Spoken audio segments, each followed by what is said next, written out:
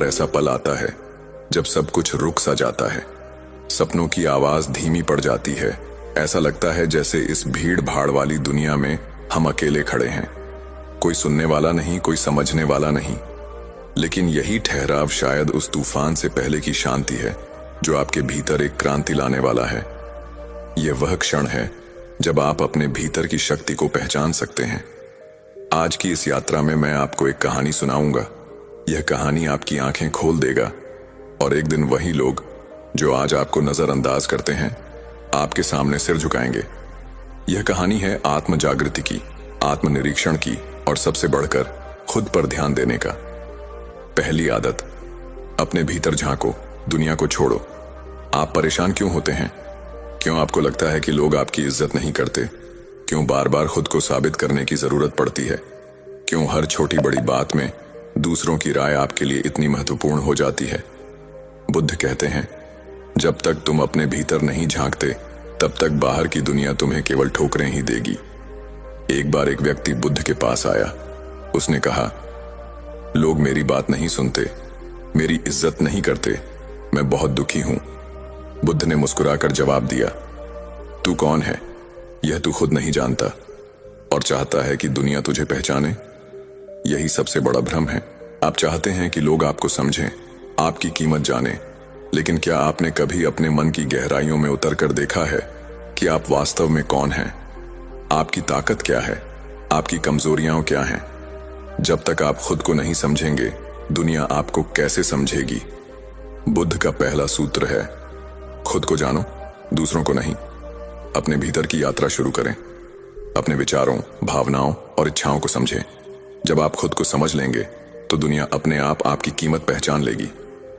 दूसरी आदत, शोर नहीं, शांति में है शक्ति। लोगों को लगता है कि जोर से बोलने, दिखावा करने या भीड़ में सबसे अलग दिखने से दुनिया उनकी बात सुनेगी। लेकिन बुद्ध कहते हैं, जो असली है वह चुप रहता है, जो नकली है वह शोर मचाता है। आपको चिल्लाने की जरूरत नहीं है, आपको जरूरत है अपने मन को शांत करने की। शांति में वह शक्ति है जो दुनिया को बदल सकती है। जो व्यक्ति अपने मन को जीत लेता है वह पूरी दुनिया पर राज कर सकता है। शांति का मतलब है अपने भीतर के कोलाहल को थामना। हमारा मन हर पल विचारों, चिंताओं और तुलनाओं से भरा रहता है, लेकिन जब आप शांत होकर अपने भीतर झांकते हैं तो आपको वह स्पष्टता मिलती है जो आपको सही निर्णय लेने की शक्ति देती है। बुद्ध कहते हैं, शांत मन ही सत्य को देख सकता है। इसलिए शोर छोड़ें, भीड़ से अलग हों और अपने मन की शांति को अपनाएं। यही वह रास्ता है जो आपको आपकी असली ताकत तक ले जाएगा। तीसरी आदत, तुलना छोड़ो, खुद को अपनाओ। क्या आपको लगता है कि दूसरों की तरह दिखने, बोलने या बनने से ही आप सफल कहलाएंगे? बुद्ध कहते हैं, तुलना जलन को जन्म देती है और जलन आत्मा को नष्ट कर देती है। जब आप दूसरों से अपनी तुलना करते हैं तो आप अपनी अनूठी पहचान को भूल जाते हैं। आप अपनी ताकत को कमजोर समझने लगते हैं। लेकिन जिस दिन आपने अपने आप को स्वीकार किया, उसी दिन आप सबसे भारी पड़ जाएंगे। लोग आपके स्टाइल, आपके विचार, आपके जीने के तरीके की नकल करने लगेंगे। लेकिन यह तभी होगा जब आप खुद पर ध्यान देना शुरू करेंगे। अपनी कमियों को स्वीकार करें, अपनी ताकत को पहचानें और अपने रास्ते पर चलें। बुद्ध का कहना है, कमल कीचड़ में खिलता है लेकिन वह दूसरे फूलों से तुलना नहीं करता। आप भी कमल हैं, अपने समय पर खिलें, अपने रंग में चमकें। तुलना छोड़ दें, क्योंकि आपकी असली शक्ति आपकी अपनी पहचान में है। चौथी आदत, अकेले चलो लेकिन सही दिशा में। इस दुनिया में आपके साथ बहुत कम लोग चलेंगे। जो शुरुआत में आपका हाथ थामते हैं वे मंजिल के पहले मोड़ पर साथ छोड़ सकते हैं। बुद्ध कहते हैं, बाज की तरह अकेले उड़ो, भीड़ में चलोगे तो खो जाओगे। अकेलापन सजा नहीं, अवसर है। यह वह समय है जब आप खुद को गहराई से समझ सकते हैं। लेकिन अकेले चलने का मतलब यह नहीं कि आप बिना दिशा के भटकें। आपका रास्ता सही होना चाहिए और सही रास्ता वही है जो आपको आत्मज्ञान की ओर ले जाए। अपने लक्ष्य को स्पष्ट करें, अपने भीतर की आवाज को सुनें। बुद्ध कहते हैं, अकेले चलना आसान नहीं, लेकिन यह वह रास्ता है जो आपको आपकी मंजिल तक पहुंचाएगा। भले ही रास्ता सुनसान हो, भले ही लोग आपका साथ ना दें, लेकिन अगर आप सही दिशा में हैं तो पूरी कायनात आपके साथ चलेगी। पांचवा, ध्यान, संयम और मौन, यही सच्चा साम्राज्य। ध्यान वह दरवाजा है जो आपके मन के शोर को बंद करता है। बुद्ध कहते हैं, मन की आग को बुझाओ, तभी जीवन में ठंडक आएगी। आप दिन भर क्या सोचते हैं? वह मुझे क्या समझता है, मैं उसे दिखा दूंगा, उसे पछाड़ना है। ये सारी आवाजें अहंकार की हैं। इनसे दूर जाएं, ध्यान में बैठें, अपने मन को चुप कराएं। मौन में वह शक्ति है जो सबसे ज्यादा बोलती है। जब आप मौन में डूबते हैं तो आप अपने भीतर की गहराइयों को छूते हैं। आप उन सवालों के जवाब पाते हैं जो आपको बेचैन करते हैं। मौन आपको आपकी असली ताकत से जोड़ता है। बुद्ध कहते हैं, जो व्यक्ति अपने मन को वश में कर लेता है वह संसार को वश में कर लेता है। हर दिन कुछ मिनट मौन में बिताएं, यह आपके जीवन को बदल देगा। छठी आदत, बुद्ध बनने की यात्रा एक दिन में नहीं होती। आपका जीवन बर्बाद नहीं हुआ है, आपने बस कुछ समय के लिए खुद पर ध्यान देना छोड़ दिया था। अब समय है कि आप हर सुबह उठें और खुद से एक वादा करें, आज मैं सिर्फ खुद पर ध्यान दूंगा। लोग क्या कह रहे हैं इसे छोड़ दें, किसने क्या सोचा इसे जाने दें। आपका फोकस केवल आप हो। जिस दिन आपने खुद को बना लिया उसी दिन दुनिया आपके सामने सिर झुकाएगी। बुद्ध कहते हैं, एक छोटी सी बात अगर दिल से स्वीकार कर ली जाए तो पूरी जिंदगी बदल सकती है। और आज वह बात है, खुद पर ध्यान दो। यह वह शक्ति है जो आपको कमजोर से शक्तिशाली बनाएगी। यह वह रास्ता है जो आपको नजरअंदाज से सम्मान तक ले जाएगा। जब आप अपने भीतर की शक्ति को जगा लेंगे तो दुनिया अपने आप आपके सामने झुक जाएगी। सातवीं आदत, 3 सूत्र जो जीवन पलट देंगे। अब मैं आपको 3 सूत्र दे रहा हूं जो अगर आपने 1 साल तक भी अपनाए तो आपका जीवन पूरी तरह बदल जाएगा। पहचानो तुम कौन हो। हर सुबह एक डायरी लें और लिखें, मैं कौन हूं, मैं क्यों हूं, मैं क्या बनना चाहता हूं। ये सवाल आपको अपने उद्देश्य तक ले जाएंगे। जवाब पहले दिन नहीं मिलेगा, लेकिन यह प्रक्रिया आपको बदल देगी। लोगों को प्रभावित करने की कोशिश छोड़ो, दुनिया के लिए नहीं, खुद के लिए जियो। जब आप अपने भीतर की शक्ति को जगाएंगे तो लोग अपने आप आपके पीछे चल पड़ेंगे। हर दिन 10 मिनट मौन में बिताओ, न बोलें न सुने, बस अपनी सांसों के साथ रहें। यह 10 मिनट आपके आत्मबल को बढ़ाएंगे। धीरे धीरे आप वह व्यक्ति बन जाएंगे जिसे देखकर लोग चुप हो जाएंगे। 8वीं आदत, बदलाव को फैलाएं। अगर आज की ये बातें आपके भीतर कुछ हिला गई हैं तो इसे यहीं मत छोड़ें। इसे अपने जीवन में उतारें और दूसरों तक पहुंचाएं। कमेंट करके बताएं कि आप सबसे पहले किस सूत्र पर काम शुरू करेंगे। इस ज्ञान को उस दोस्त के साथ शेयर करें जो खुद को कमजोर मानता है। याद रखें, यह सिर्फ ज्ञान नहीं, यह आपके भीतर एक नया इंसान पैदा करने की प्रक्रिया है। एक दिन आप खुद पर गर्व करेंगे जब आप देखेंगे कि आपने न सिर्फ खुद को बदला बल्कि दूसरों को भी प्रेरित किया। अर्णव एक सामान्य परिवार से था। उसके पास एक अच्छी नौकरी थी, परिवार था, लेकिन फिर भी उसके मन में एक गहरा खालीपन था। वह हर रात सोचता, मैं इतना कुछ होने के बाद भी अधूरा क्यों हूं। एक दिन उसे एक आश्रम में गौतम बुद्ध की शिक्षाओं का पता चला। वहां एक साधु ने उसे बताया, जिस क्षण तुम खुद को जानने लगते हो उसी क्षण तुम्हारी आजादी शुरू होती है। अर्णव ने ध्यान शुरू किया। पहले दिन उसका मन भटकता रहा। उसे लगता था कि वह कुछ गलत कर रहा है, लेकिन धीरे धीरे वह अपने विचारों को समझने लगा। उसने देखा कि उसका दुख बाहर की चीजों से नहीं बल्कि उसकी अपेक्षाओं, तुलनाओं और अहंकार से आता था। उसने नकारात्मक लोगों से दूरी बनाई। हर सुबह वह 10 मिनट मौन में बिताने लगा। उसने अपने लक्ष्य को स्पष्ट किया और उस पर ध्यान केंद्रित किया। कुछ ही महीनों में लोग अर्णव में बदलाव देखने लगे। उसका चेहरा शांत था, उसकी बातों में गहराई थी।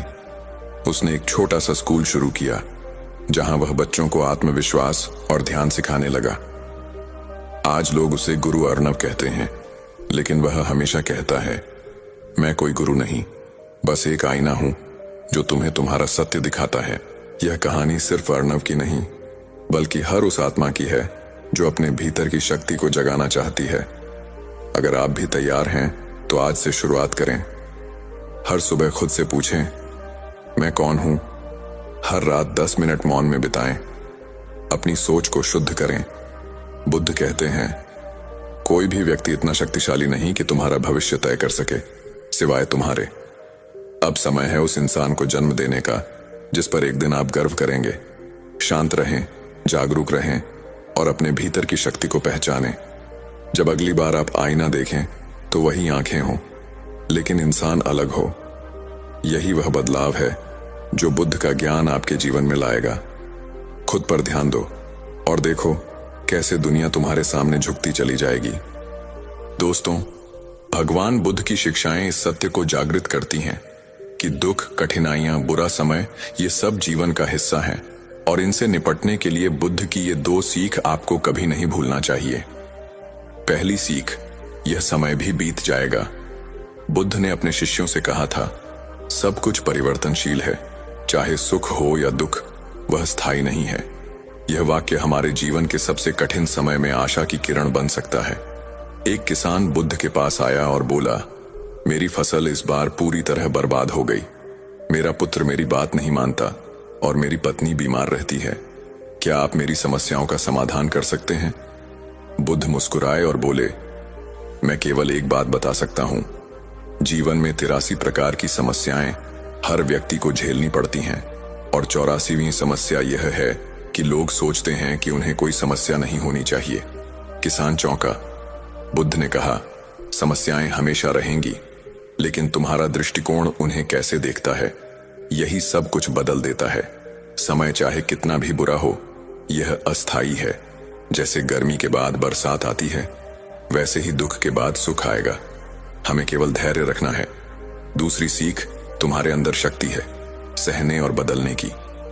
भगवान बुद्ध ने बार बार समझाया कि हमारे भीतर जो आत्मबल है वही हमें मुक्ति दिलाता है। जब समय खराब होता है, हम अक्सर बाहर समाधान ढूंढते हैं, पर बुद्ध कहते हैं, अब दीपो भव, स्वयं दीपक बनो। अंगुलीमाल की कथा इसका उदाहरण है। अंगुलीमाल एक भयंकर डाकू था जिसने 999 लोगों की हत्या की थी। एक दिन वह भगवान बुद्ध के संपर्क में आया। वह क्रोधित और हिंसक था, पर बुद्ध शांत थे। उन्होंने बिना डरे कहा, मैं तो रुक गया, अब तो रुक। अंगुलीमाल ने पूछा, आप रुक गए? आप तो चल ही रहे हैं। बुद्ध बोले, मैं हिंसा, क्रोध और घृणा में रुक गया, पर तुम अब भी उसमें भाग रहे हो। वह डाकू वहीं बैठ गया, रोने लगा और उसी क्षण उसका जीवन बदल गया। अगर एक हत्यारा खुद को बदल सकता है तो हम क्यों नहीं? हर मनुष्य के भीतर वह शक्ति है। जब हम किसी कठिन परिस्थिति में होते हैं, तब बुद्ध की यह बात हमें याद रखनी चाहिए, जो स्वयं पर विजय पा लेता है वह हजारों शत्रुओं पर विजय पाने वाले से महान है। यह शक्ति हमें आत्मा के भीतर से मिलती है, न कि बाहरी साधनों या परिस्थितियों से। जब तूफान आता है तो पेड़ झुकते हैं, गिरते नहीं, क्योंकि उनकी जड़ें मजबूत होती हैं। हमें भी अपने भीतर की जड़ों को मजबूत करना है। ध्यान की शक्ति बुरे समय में भीतर झांकने का उपाय है। बुद्ध ने हमें ध्यान, मेडिटेशन की विधि दी, जो केवल मानसिक शांति का साधन नहीं, बल्कि आत्मिक जागरण का पथ है। जब हम ध्यान करते हैं तो हम समय की पकड़ से मुक्त हो जाते हैं। हम अब और यहां में जीने लगते हैं। बुरा समय भी ध्यान के लिए एक उपहार है, क्योंकि वही हमें भीतर की यात्रा के लिए प्रेरित करता है। विपश्यना, देखने की कला, बुद्ध ने सिखाई। जैसी चीजें हैं वैसी देखो। जब तक हम यह नहीं समझते कि परिस्थितियां केवल घटनाएं हैं, हम पीड़ा में रहते हैं। पर जब हम देख लेते हैं कि ये सब अनित्य हैं, तब हम मुक्त हो जाते हैं। बुद्ध कहते हैं, अपने कर्म पर ध्यान दो, परिणाम समय के साथ बदलते रहेंगे। हम कई बार सोचते हैं कि अगर हमारा समय खराब है तो इसका मतलब है कि हम कुछ गलत कर रहे हैं, पर बुद्ध यह नहीं मानते। हार मानने की जगह हमें अपने कर्मों को शुद्ध और शांत बनाए रखना है। बुरे समय में कैसे जीं? बुद्ध की 5 शिक्षाएं हैं। पहली शिक्षा, कठिन समय में भी नैतिकता को न छोड़ें, यह आत्मबल को टिकाए रखता है। दूसरी, समाधि, ध्यान के बिना हम किसी भी समय का सामना नहीं कर सकते। तीसरी, प्रज्ञा, विवेक से कार्य करने की कला ही हमें दिशा देती है। चौथी, उपेक्षा, सुख दुख में समान दृष्टि रखना ही सच्ची आध्यात्मिकता है। पांचवी, करुणा और मैत्री, कठिन समय में भी दूसरों के लिए प्रेम और करुणा बनाए रखना सच्चा बल है। बुद्धत्व, हर व्यक्ति की मंजिल है, बुद्ध कभी किसी को भगवान नहीं कहते थे। वे कहते थे, तुम भी बुद्ध बन सकते हो। तुम्हारे भीतर वही चैतन्य, वही शक्ति, वही शांति है। बुरे समय को केवल एक मार्ग मानो जो तुम्हें तुम्हारे भीतर की ज्योति तक ले जाए।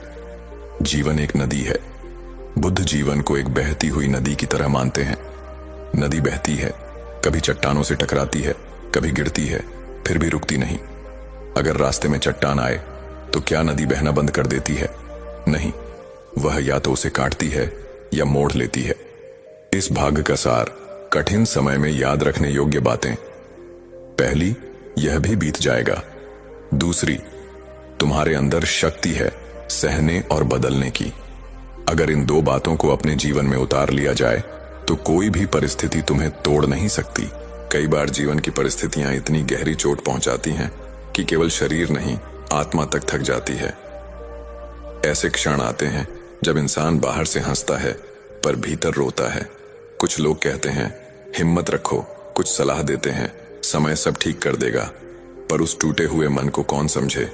आज हम समझेंगे कि जब मन ही टूट जाए तब भगवान बुद्ध क्या कहते हैं।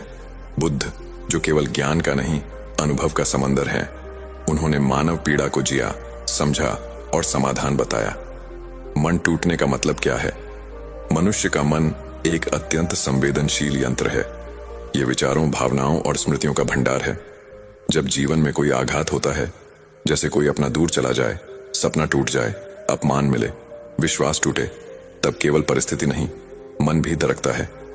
मन टूटने का अर्थ है आशा का खो जाना, आत्मविश्वास का डगमगाना, मौन की पीड़ा और एक ऐसी थर रिफ्लेक्टिव जिसे शब्दों में नहीं बताया जा सकता। बुद्ध ने इसे दुख के 4 स्तर कहकर समझाया। पहली बात जो बुद्ध समझाते हैं वह यह है कि तुम्हारे साथ जो हो रहा है वह केवल तुम्हारे साथ नहीं हो रहा, यह मानव जीवन का हिस्सा है। जब हम पीड़ा में होते हैं तो ऐसा लगता है कि सारा ब्रह्मांड हमारे विरुद्ध है। बुद्ध कहते हैं, अपने दुख को केवल मेरा मत मानो।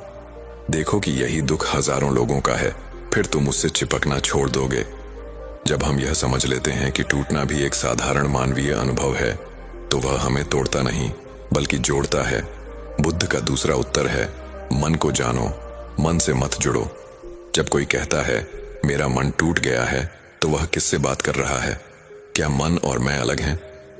बुद्ध कहते हैं, मन एक मेहमान है, तुम उसका मेजबान हो। जब हम अपने मन के साथ खुद को जोड़ लेते हैं तब उसका टूटना हमारा टूटना बन जाता है। पर जब हम केवल देखने लगते हैं तो हम उससे ऊपर उठ जाते हैं। विपश्यना की कला, बुद्ध की ध्यान तकनीक यही सिखाती है। सांस को देखो, विचारों को देखो, मन को देखो, पर उनमें उलझो मत। एक क्षण में मन उदास है, अगले क्षण खुश। मन विचारों का बादल है और तुम आकाश। बादल आएंगे जाएंगे पर आकाश वहीं रहेगा। जब मन टूटता है तब उसे समय दो। जैसे शरीर का घाव धीरे धीरे भरता है वैसे ही मन की पीड़ा भी समय के साथ भरती है, अगर हम उसे कुरेदना बंद कर दें। कुरेदना क्या है? बार बार पुराने विचारों को सोचना, आत्मालोचना करना, दूसरों की तुलना में खुद को कमतर समझना। बुद्ध कहते हैं, हर विचार एक बीज है। अगर तुम बार बार पीड़ा के बीज बोओगे तो दुख ही उगेगा। इसलिए अगर मन टूटा है तो सबसे पहले उस विचारों के जाल से बाहर निकलो। जो हुआ वह बीत गया, अब उसे देखने का दृष्टिकोण बदलो। बुद्ध का तीसरा सूत्र है, सत्य को स्वीकारो, प्रतिकार मत करो। जितना प्रतिकार करोगे उतनी पीड़ा बढ़ेगी, जितना स्वीकार करोगे उतना समाधान निकलेगा। हम अक्सर अपनी पीड़ा को छिपाने के लिए बहादुरी का नकाब पहन लेते हैं, दूसरों के सामने मुस्कान का अभिनय करते हैं, लेकिन भीतर छटपटाते रहते हैं। स्वीकारो कि तुम ठीक नहीं हो, स्वीकारो कि तुम टूटा महसूस कर रहे हो, स्वीकारो कि अभी कोई रास्ता नहीं दिख रहा। बुद्ध इसे सत्य की प्रथम दृष्टि कहते हैं। जब तुम अपने भीतर की स्थिति को बिना किसी निर्णय के देख लेते हो तभी तुम उसे पार कर सकते हो। बुद्ध की करुणा आत्मा का मलहम है। बुद्ध केवल ज्ञान नहीं देते, वे करुणा भी देते हैं। जब तुम टूटे होते हो बुद्ध तुम्हारे पास बैठते हैं। वे न उपदेश देते हैं न प्रश्न करते हैं, वे बस समझते हैं। उनकी उपस्थिति ही यह कहती है, मैं जानता हूं तुम अकेले नहीं हो, यह पीड़ा भी बीत जाएगी। स्वयं से प्रेम करो। जब मन टूटता है तब लोग खुद से घृणा करने लगते हैं। बुद्ध कहते हैं, जैसे तुम अपने प्रियजनों के लिए दया रखते हो, वैसे ही खुद के लिए भी करुणा रखो। मैं स्वस्थ रहूं, मैं सुरक्षित रहूं, मैं शांत रहूं। यह मंत्र केवल शब्द नहीं, आत्मा की दवा है। टूटे हुए मन के लिए बुद्ध के 5 सूत्र हैं। पहला, धीरे चलो, हीलिंग में समय लगता है। दूसरा, रोज ध्यान करो, सांसों को देखो, पीड़ा को स्वीकारो, उससे भागो मत। तीसरा, स्वयं से प्रेम करो, दोष मत दो, संदेह मत पालो। चौथा, सज्जनों के साथ रहो, कला से जुड़ो, लेखन, चित्र, संगीत से खुद को अभिव्यक्त करो। पांचवा, प्रकृति के पास समय बिताओ, पेड़ों जलधाराओं से मित्रता करो।